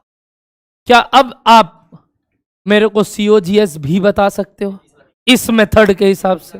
मतलब वो भी अलग अलग मेथड में अलग अलग आएगा क्योंकि वैल्यूएशन अलग अलग हो रहा है। तो बताओ सीओ क्लोजिंग स्टॉक वैल्यू होने के बाद हम क्या निकाल सकते हैं? सीओजीएस। याद है सीओजीएस का फॉर्मेट में सीओजीएस आता कब है? COP plus opening value minus closing value. और क्लोजिंग वैल्यू करने का तरीका डिपेंड करता है मेथड्स पे, जिसमें एक मेथड अभी सीखे, कौन सा? फीफो। अच्छा, यही मेथड का बात पहले नहीं कर रहे थे जब ओपनिंग नहीं था। क्यों? ओपनिंग नहीं रहता है तो मेथड का कोई लेना देना नहीं है। लेना देना तभी है मेथड्स का यदि ओपनिंग का एडजस्टमेंट है। क्या बोलो, दोनों बात समझ में आया आपको? बताइए। हेंस क्या आप सीओपी से स्टार्ट करके ओपनिंग ऐड करके क्लोजिंग लेस करके सीओजीएस बता सकते हैं एज पर फीफो मेथड? कर लिया आपने। सीओपी कितना था और ओपनिंग, और ये तो नेट करके 28,000।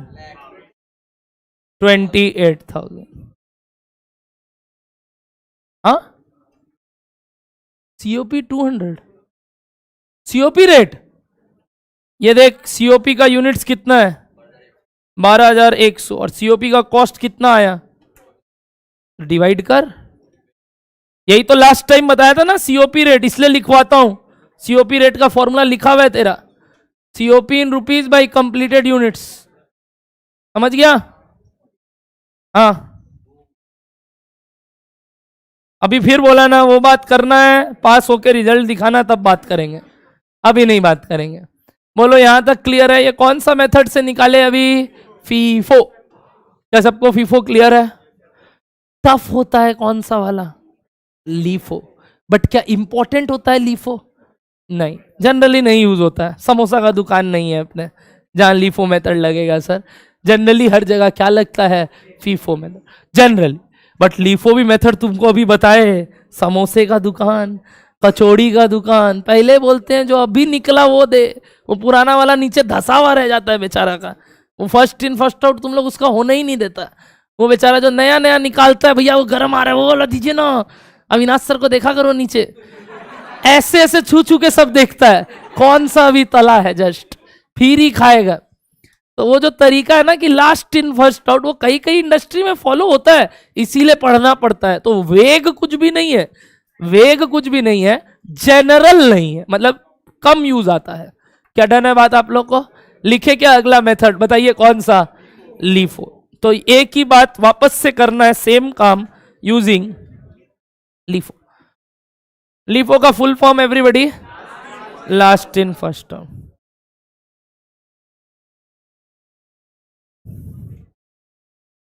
Last in first out. अच्छा देखा था हम भी मीम इस पे, उल्टी। छी, तो फर्स्ट इन फर्स्ट आउट कहां से होता है? छोड़, अच्छा ठीक है नहीं बोलेंगे। अरे छी, आओ, लास्ट इन फर्स्ट आउट। सुनिएगा, लिखेंगे। अरे तुम लोग फिर सोचना चालू, जल्दी आओ, वो समझा रहा है, सुनना सुनना, समझ में आ रहा है? आओ, लास्ट इन फर्स्ट आउट। जल्दी से बताना इसका मतलब कि जो पहले बना कि जो लास्ट में बना वो पहले बिकेगा। ठीक, एक बार बताओ कितना बिका था? 12,000 बिका था, और 12,000 में बना कितना था इस साल? 12,100। तो ये जो 12,000 बिके हैं, क्या ये वो ओपनिंग 1600 का है कि 12,100 से है? नीचे से चालू करेंगे तो 12,100 से है, हाँ या ना? क्योंकि ओपनिंग तो पहले बिका होता है फीफो में, लीफो में उल्टा बिक रहा है। इसका मतलब नीचे से चालू कर रहे हैं, तब फिर हम लोग 12,000 जो बेचे हैं वो सिर्फ और सिर्फ इस बार किससे है? बोलिए, नए वाले से, कंप्लीटेड यूनिट से। तो जो स्टॉक में इस बार पड़ा है वो 2 तरीके का है क्या? 2 तरीके का है क्या? क्यों?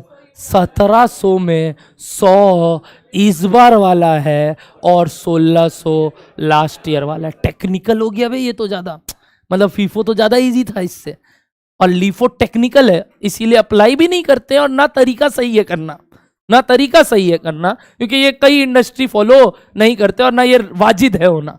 तो बताइए, एज पर लीफो मेथड वो जो 1700 स्टॉक में पड़ा है वो कहां कहां से है? 2 जगह से है। 16 ओपनिंग का पड़ा है और 100, बट इसको कैलकुलेट करने का तरीका कैसे था मालूम? पहले सोल्ड यूनिट कहां से है वो निकाले, वो देखे कि वो 12 का 12 किससे है? कंप्लीटेड से। जबकि कंप्लीट कितना हुआ इस साल? 12,100। तो वो 100 कहां पड़ा है? स्टॉक में। और वो जो 1600 भी ओपनिंग का वो भी कहां पड़ा है? तब तो 1700 का बैलेंस मिल रहा है हमको। तो पता चल रहा है अब ये 1700 है कौन सा और ये 1200 है कौन, 12,000 है कौन सा? लिखो इस बात को। Under this method, under this method, under this method we assume that completed units are first of all, we assume that completed units are first of all sold,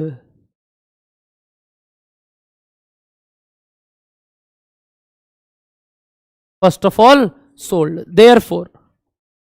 Therefore closing stock may comprise of, therefore closing stock may comprise of current year production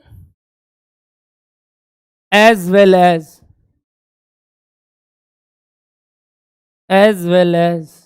क्या? opening stock units, as well as opening stock units, current year production as well as opening stock units. Perfect everybody, ये बात समझ में आया? अब बताओ अपने सवाल में, तब ये जो क्लोजिंग स्टॉक यूनिट्स है कितना बताइए? 1700। इसमें कितना इस ईयर का प्रोडक्शन से और कितना लास्ट ईयर के? Very good. 100 यूनिट्स करंट वाले का है ऑफ करंट प्रोडक्शन और 1600 यूनिट ऑफ ओपनिंग स्टॉक है, हाँ या ना? मतलब लीफो मेथड करने के लिए ये सेग्रीगेशन करना इंपॉर्टेंट ही है, और कोई डायरेक्ट फॉर्मूला नहीं है। इसको करने का ये स्टेप ही है कि पहले ये निकालना होगा कि कौन कितने कहां से है। पहले बोलो ये समझ में आया? तो एक बात बताओ, ये अलग अलग रेट पे वैल्यू होगा, एक किस पे वैल्यू होगा? एक सीओपी पे होगा। कौन सा तक सीओपी पे होगा? 100 तक। और वो 1600 वो तो ओपनिंग का रेट पे, अरे निकालने का इधर का नहीं है, वो तो पूरा 1600 का दिया हुआ है। कितना दिया हुआ है? 48,000। इसका कॉस्ट कितना था बोलिए? 48,000। ये 1600 का कितना था? 48,000। वो 30 रुपया करके आया, तो अल्टीमेटली 48 पूरा का पूरा। अब बताइए इसका कितना? 200 करके। क्यों? It will be at the rate, which rate बोलो? COP rate. सीओपी रेट कितना था तुम्हारा? 200 करके। तो बताइए ये 100 यूनिट का वैल्यू कितना? सिर्फ ये 100 यूनिट का value. Therefore value is equals to कितना? 20,000। और ओपनिंग स्टॉक का वैल्यू कितना चले आ रहा है? 48,000। तो मिला के दोनों क्लोजिंग स्टॉक का वैल्यू हो जाएगा ना 68,000। ये कौन सा मेथड के हिसाब से? लीफ। इजी है, मैथ्स है, सिंपल वाला। पीछे से अपने देखे 100 बचा और पुराना वाला 1600 का 1600 बचा, तो इस वजह से ये इस रेट पे आएगा कि 100 का वैल्यूएशन अलग से करेंगे, 1600 का अलग से करेंगे, दोनों को जोड़ देंगे, क्लोजिंग स्टॉक का वैल्यूएशन आएगा। इसको बोलते हैं which method? LIFO more technical but हाँ नॉट अप्लाइड। क्या डन है 68,000। Now as per this COGS का वैल्यूएशन करो। इसीलिए तो आपको अकाउंट्स कई तरीका बताया कि ऐसे मैनिपुलेट कर लेते हैं लोग अपना बुक प्रॉफिट को, तो उस वजह से तरीका होगा ना इस सबको रोकने का। तो कौन आया? अकाउंटिंग स्टैंडर्ड, जो नियम लगाया कि तुम ऐसे वैल्यू करेगा। AS2 बोल दिया कि ऐसे वैल्यूएशन करना है इन्वेंट्री का, तो आप वैल्यूएशन का टेक्निक बदल नहीं सकते, पॉलिसीज को चेंज नहीं कर सकते कि जब चाहे तब वो। तो सर यहां क्यों सिखा रहे हैं? कॉस्ट है, इंटरनल मैटर, इंटरनल मेरा इच्छा हम कैसे करें, और हम ये क्यों कर रहे हैं? सेलिंग प्राइस डिसाइड करने के लिए। तो इस वजह से इतना लोचा नहीं है इधर। यहां आपको जो अंदर अंदर करना है करो, कोई दिक्कत नहीं। बुक्स में क्या लिखते हैं और अंदर क्या लिख रहे हैं, दोनों बात में बहुत डिफरेंस है। बोलिए। आ सकता है, मैं तो यही बोला जनरली, मे बी। यहां पे भी क्या निकाला? May be. अब फीफो में भी तो मैंने बोला दोनों होगा, तो मतलब तुम्हारे को धंधा करना ही नहीं चाहिए तुम बुढ़वा को, क्योंकि तुम्हारा लास्ट ईयर जो बचा था वो ही नहीं बिका, तो तुम नया बनाने क्यों गया? समझ पा रहे हैं? यहां तो फिर भी दोनों केस आ सकता है। तुम उल्टा ये बोलना चाहिए भैया इसमें ऐसा हो सकता था कि कंप्लीटेड भी बिक गया और ओपनिंग का भी कुछ बिक गया, सिर्फ क्या बचा? ओपनिंग का कुछ, तो सिर्फ ओपनिंग वाले का प्रोपोर्शनेट जो बचता वो लेते। डाउट समझ में आया इसका? हम चेंज कर दिया इसका डाउट। इसका डाउट ये नहीं था, इसका डाउट ये था, सुनना, मान लो आज बिकता बाय कितना बिकाया था मैंने अभी? 20,000 ना। मान लो बिकता 12,000। यूनिट सोल्ड कितना था? 12,000। मान लो यूनिट सोल्ड था 13,000। कितना होता? 13,000। तो बताओ ये 13,000 किससे बिकता as per LIFO? 12,100 of completed, बाकी का 900 ऑफ ओपनिंग बिक गया। तो 1600 में 900 बिक गया, बचा कितना? तो सिर्फ 700 का वैल्यू किस में रहता? क्लोजिंग स्टॉक में। और वो किस रेट पे आता? 200 की इसके रेट पे, 48,000 बाई 1600, 48,000 बाई 1600, 30 रुपया करके। समझ में आ रहा है? इसका डाउट को मैंने ठीक किया। तो अगर यहां पे भी ऐसा होता कि एक और तरीके से आ सकता है, सिर्फ ओपनिंग पे वैल्यू होगा। क्यों? तब क्या हुआ होगा? पक्का करंट वाला पूरा बिक गया, उल्टा ओपनिंग का भी कुछ बिक गया। तो क्लोजिंग स्टॉक किस पे वैल्यू होगा? सिर्फ ओपनिंग स्टॉक पे। वो तो सम्स में आपको समझ में आ जाएगा कि कितना बिका। इसलिए बोला ना टेबल बनाओगे, यहां 100 बच जा रहा है, हो सकता है 100 बचे नहीं, उल्टा ओपनिंग भी कुछ बिक गया, तो सिर्फ ओपनिंग का करेंगे और एग्जाम्पल ले लेंगे उस पर, तब क्लियर हो जाएगा। अभी वाला एग्जाम्पल पे कंटिन्यू करते हैं एक बार। क्या इस हिसाब से क्लोजिंग स्टॉक का वैल्यूएशन 68 क्लियर है? तो COGS निकाल लिया आपने, कितना आया COGS? हाँ 20 एग्जैक्ट 24 lakhs आ रहा है, बच्चे बोल रहे हैं। सही आ रहा है क्या आप लोग का? ये कौन सा मेथड चला है? LIFO। अगला मेथड, टोटल 4 मेथड है, तो दो और होगा। 2 और कौन सा है सर? लिखिए नेक्स्ट मेथड, लिखिए next method, simple average method. अच्छा COGS सबका 24 आ गया, अज्यूम कर रहा हूं। नेक्स्ट मेथड क्या बोला बताइए? Simple average method. Simple average method बताइए यहां क्या करने का बात करेगा? तब फिर वेटेड एवरेज और सिंपल एवरेज में कुछ तो फर्क होगा। सिंपल सिंपल सिंपल सिंपल में ऐसे बोलूं, मेरे को लेना देना ही नहीं है यूनिट्स कितना प्रोड्यूस हुआ और कितना ओपनिंग में। हमको सिर्फ इस बात से मतलब है कि ओपनिंग और करंट का रेट क्या है। अच्छा लगा ये वर्ड? वापस से, किस बात से फर्क पड़ रहा? नहीं रहा है, नहीं रहा है। किस बात से फर्क नहीं पड़ रहा है? क्यों यूनिट से फर्क नहीं पड़ रहा है? सर आप सिंपल एवरेज निकाल, तो आपको वेट्स इंपॉर्टेंट, यानी आपको units important. You are simply concerned with the rate of COP as well as rate of opening. बताओ मेरे को फटाफट, rate of COP 200, rate of opening 30।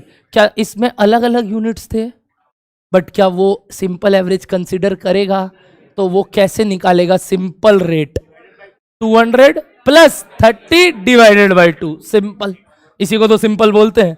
Simple मतलब वेट्स को कंसीडर नहीं करें। तो हम सिंपल एवरेज मेथड में क्या करते हैं सर? दोनों रेट निकालते हैं और डिवाइडेड बाई 2 कर देते हैं, और क्लोजिंग स्टॉक को सिंपल रेट पे वैल्यू कर देते हैं। लिखो इस बात को। under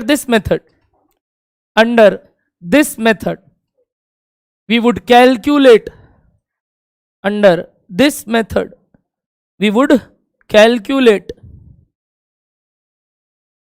simple average rate, which is equals to simple average rate which is equals to, बताओ, डैश प्लस डैश बाई 2, बोलो बोलो बोलो, ओपनिंग स्टॉक रेट प्लस क्या, COP rate by 2, opening stock rate plus COP rate by 2। अच्छा, क्या opening stock rate निकालना आता है तुमको? 48,000 बाई 1600 कितना आया? 30 रुपया। और सीओपी वाला का रेट 200, तो 200 प्लस 30 या 30 प्लस 200 बाई 2 निकाल लो। तो अपने हेयर बताइए क्या हो गया? 30 था ना, मेरा एग्जाम्पल अटपटा था, 30 आया, ऐसे थोड़ा 100 और 150 टाइप्स आना चाहिए था, कोई बात नहीं। कितना आया ये? 1 5। तो क्लोजिंग स्टॉक कैसे वैल्यू होगा? 115 पे। तो 115 के हिसाब से क्लोजिंग स्टॉक का वैल्यू बता दो।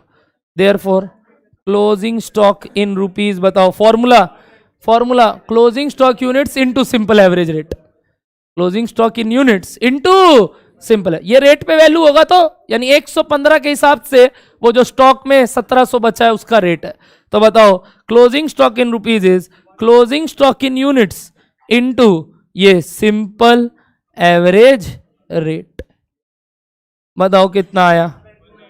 1700 इंटू 115, 19500। ये आया क्या सबका? 1,95,500, 1,95,000 as per which method? Simple average method. क्या डन हो रहा है वाला तरीका? लास्ट मेथड कौन सा? अच्छा, सीओजीएस निकाल लिए इस हिसाब से, सीओजीएस निकाल लो, सीओपी प्लस, बार बार एक ही काम करवा रहा हूं, जो भी आ रहा है, लीस्ट इंटरेस्टेड। लास्ट मेथड बताइए, नामकरण प्लीज। Weighted average. आज आप लोग सब थक गए? नहीं? अच्छा, एक और क्लास है, कल लिए कई लोग, इसीलिए आज 3 क्लास कई लोग प्रेफर करने वाले हैं। आइए, वेटेड एवरेज मेथड, बताओ इसमें क्या करेंगे? क्या रेट के साथ यूनिट्स भी इंपॉर्टेंट है? क्या रेट के साथ यूनिट्स भी इंपॉर्टेंट है? अभी हम कौन सा एवरेज किए? Simple average. वेटेड एवरेज तब करेगा क्या?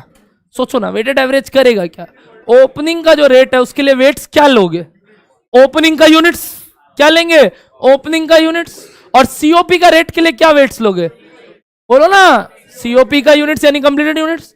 डिवाइड में क्या करोगे? Summation of weights. What do you mean by weighted average? बचपन में पढ़े हो ना रे, summation F X by summation of F, है ना? फ्रीक्वेंसी।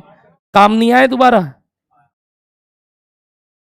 पेपर में भी आया और अभी काम आएगा वापस। फाउंडेशन में नहीं, इंटर में काम आएगा। अब फाउंडेशन में क्यों काम आएगा? नहीं आएगा ना। तो इंटर में जो काम आने वाला बात है वो बता रहा हूं मैं। तो समेशन ऑफ क्या? Weight into value, weight into value divided by summation of weights. Correct? तो निकालते हैं अपने इस बार क्या? हेयर लिखिए, वेटेड एवरेज रेट कैसे कैलकुलेट होता है बताइए? फॉर्मूला प्लीज एवरीबॉडी, फॉर्मूला ऐसे लिखूं, opening stock units into opening stock rate plus, बोलो, completed units into COP rate divided by, बोलो, opening stock in units plus completed unit. निकाल लोगे क्या यहां आंसर?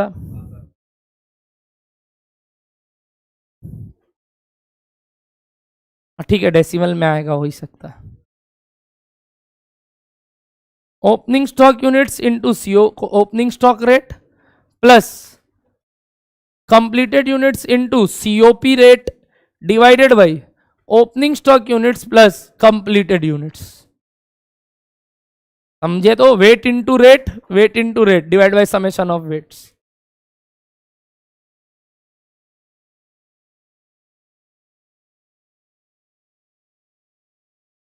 लिखा।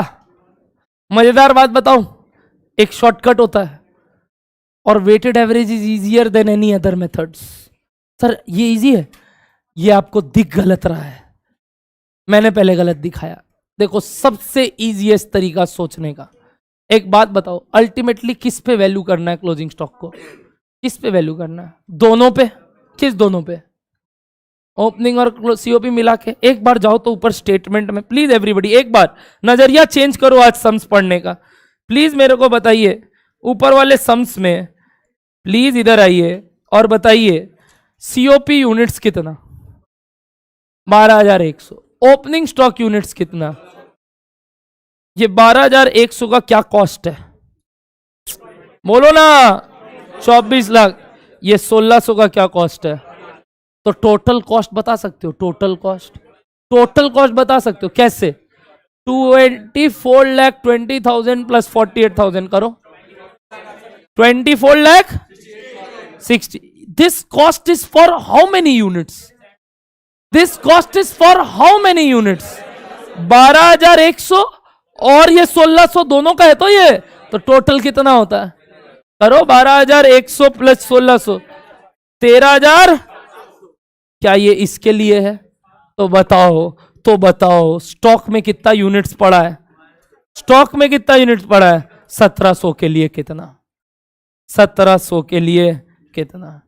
और ये जो तुम निकाले ना, ये जो तुम निकाले ना, इसी को आप क्या बोलते हो? Weighted average rate. देखो टोटल डिवाइडेड बाय टोटल, कि ये क्या मालूम? Simply total divided by total. वापस से, बट पहले आप नीचे वाला तरीका बताइए, लिख पा रहे थे? बताओ ओपनिंग स्टॉक यूनिट्स कितना था? ओपनिंग स्टॉक यूनिट्स और रेट कितना था रे? बुढ़वा के 30 निकाला कैसे था बताओगे? 48 डिवाइड बाई 1,600, और वापस क्या करने बोल रहा हूं? इंटू 1,600। तो मतलब ये 48,000 आ रहा है। एक बार इंडिविजुअली सोचते रहना माथा में। प्लस क्या निकाले बताओ? कंप्लीटेड यूनिट्स कितना? 12,100 इंटू व्हाट? बुढ़वा ये 200 निकाले कैसे? 26, वो जो भी कितना था? 2420 डिवाइडेड बाई 12,100, फिर बोल रहे इंटू 12,000। वाह वाह। Divided by 1,600 plus 12। एक बार ये ऊपर अलग अलग बताओ, ये क्या था? ये क्या था? डिवाइडेड बाई, एक बार नोटिस करो हो क्या रहा है? ओपनिंग का वैल्यू प्लस करंट का value, correct? Opening plus current COP, देखो ना यही दोनों आया था ना, ओपनिंग और करंट, डिवाइडेड बाई वो दोनों किसका खर्चा है? ओपनिंग प्लस करंट का यूनिट्स। तो रेट आ गया ना अल्टीमेटली। कितना आया ये रेट बताइए? 180.146 समथिंग समथिंग समथिंग आ रहा है ना। ये जो आ रहा है, ये एक एक का खर्चा, कितने यूनिट्स पड़े हैं स्टॉक में? तो 1,700 का कितना? इंटू 1,700। वो ठीक है, बट मैंने जो अभी ऊपर लिखा दिख रहा था डायरेक्ट, मतलब weighted average is the most simplest form. बुड़वक माफिक रेट नहीं निकाल के वापस इंटू करेंगे, सिंपली क्या कर देंगे बताओ? Total by total. तो मैं लिखवाऊंगा उस बात को अभी, बट पहले एक बार मेथड समझ लिए। बताइए क्या आया आंसर? देयरफॉर क्लोजिंग स्टॉक का वैल्यू 1,700 इंटू एग्जैक्ट ले लेना जितना हो सके, तो नेक्स्ट नियरेस्ट रूपी में राउंड ऑफ कर देना, 306248 ऐसा कुछ आया। नियरेस्ट रूपी में राउंड ऑफ कर देना, 434845 जो आया चलेगा मेरे को। क्या ऐसा कुछ आ रहा है? प्लीज एवरीबॉडी, समझ में आता है? क्या कुछ अलग आ रहा है तो मुंह खोल दो। यही आ रहा है ना? पक्का? बताइए इस चीज को जल्दी कैसे कर सकते हैं बिना रेट निकाले? Total plus total by total plus total है। क्या बोला वापस से? Total by total. टोटल किस चीज का? सीओपी और ओपनिंग का, डिवाइडेड बाय सीओपी का यूनिट्स और ओपनिंग का यूनिट्स। ये रेट आ जाएगा तुरंत। तो हम पहले तो रेट निकाल रहे हैं फिर वेटेड एवरेज कर रहे हैं, बेवकूफ थोड़ी है। वेटेड एवरेज सिंपली क्या बोलता है? Total by total. क्या ये शॉर्टकट दिखा अब आप लोग को? पहले नहीं दिखता था, अब दिखना स्टार्ट हो गया क्या एवरीबॉडी? लिखेंगे प्लीज, लिखेंगे सब, लिखिए। Closing stock rate as per weighted average method is equals to, best तरीका बताओ, बताए अभी टोटल ऑफ, बोलो क्या, सीओपी एंड क्या, opening stock divided by total of COP in units and opening stock in units. Correct, वही completed units और opening stock, ऊपर रुपीस में, नीचे यूनिट्स में। रुपया में कितना और ये कितने के लिए, तो एक एक का आ गया, तो 1700 के लिए कितना। वेटेड एवरेज टेक्निक, तकनीक, शॉर्टकट है ये।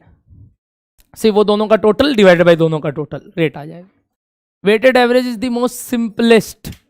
अब समझ में आ रहा है, हाँ, क्योंकि पहले आप वो मेथड लगाते थे कि भाई वेटेड वेट्स का कोई काम ही नहीं है, क्यों पहले डिवाइड करके फिर इनटू करेंगे, सीधा ही आ जाएगा। बोलो डन हो रहा है क्या वेटेड एवरेज टेक्निक से? आंसर कितना आ गया और उस हिसाब से सीओजीएस निकाल लोगे। So this completes which methods? All the four methods. All the four methods of valuing what? Finished goods. Apply क्या करते हैं बाद में बात करेंगे।